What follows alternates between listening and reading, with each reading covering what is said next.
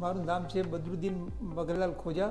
હું મહેસાણા જિલ્લામાંથી વિસનગર મુકામેથી આવું છું અને પાલનપુર ભૂપેન્દ્રભાઈ સરનું ડૉક્ટરનું નામ મને મળેલું એટલે હું અહીંયા માટે આવેલો ઓપી અહીંયા એમને બતાવવા માટે.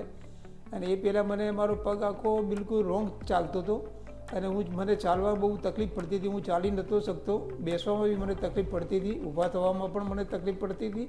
પછી મેં એમને અહીંયા ઓપિનિયન લીધો. પછી એમને મને એમ કીધું કે તમારે સર્જરી કરાવવી પડશે અને સર્જરી કરાવવા માટે હું સામેલ થઈ ગયો.